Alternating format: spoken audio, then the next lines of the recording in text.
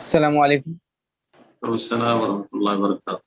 জি, sir, বলুন। আমার প্রশ্ন হচ্ছে একজন জনৈক বক্তা, স্যার আমি কি তার নাম বলতে পারি সতর্কতার ক্ষেত্রে? না বললে ভালো। এমনিতে মানুষ বুঝবে ইনশাআল্লাহ। জি, আহ, জি স্যার। বলুন। সে বলেছে স্যার বিভিন্ন ফতোয়া দিয়ে বেড়াচ্ছে, যেমন কোন ব্যক্তি যদি সামর্থ্য থাকে তার নাকি 4টা বিয়ে করা ওয়াজিব। এছাড়াও বর্তমানে যে টাকা পয়সা মানে কাগজে যেগুলো রয়েছে সেগুলো নাকি হারাম। এছাড়াও মূর্খ মূর্খ মোহাম্মদ মূর্খ বিন সালমান নাকি আমাদের আমিরুল মুমিন, আমাদের এটা মনে হতে পারে কিন্তু সে নাকি ইহুদিদের এজেন্ট। এগুলা বিষয়ে মানে ফতোয়া দিয়ে বেড়াচ্ছে। তার থেকে কি আল্লাহু স্যার ভালো মুস্তাআন। দিকগুলো নেওয়া যাবে নাকি? সে যার কথা বললেন সে আলেম না সে জালেম।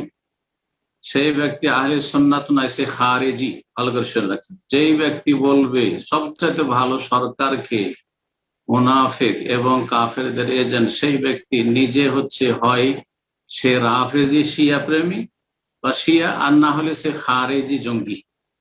সরকারকে এইরকম লোকের খোঁজ খবর নেওয়া উচিত, সাইজ করা উচিত।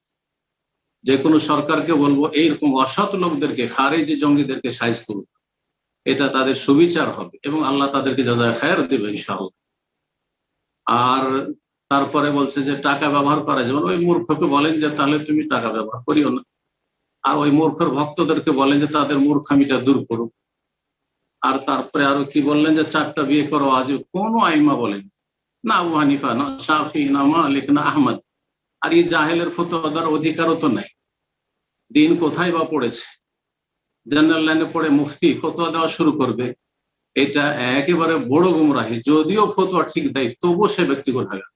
যেই ব্যক্তি জেনারেল লাইনে পড়াশোনা করে ফতোয়া দেবে, সে ঠিক ফতোয়া দিল ফাসা বা ফাহ, ঠিক ফতোয়া দিল সে ভুলকারী। ঠিক, ভালো করে শুনে রাখে। আল্লাহ এইসব গুমরাহদের অনিষ্ট থেকে উম্মাত মুসলিমাকে, বিশেষ করে বাংলা ভাষী আবেগীদেরকে আল্লাহ বেঁচে থাকার তৌফিক দান করে। কারণ বাংলা ভাষীদের মধ্যে আবেগটা খুব বেশি। এরা রাতারাতি দুনিয়াকে উল্টে দিতে চায়, কিন্তু কিছুই করতে পারবে না। আল্লাহ বুঝার তৌফিক দান করুন। জি।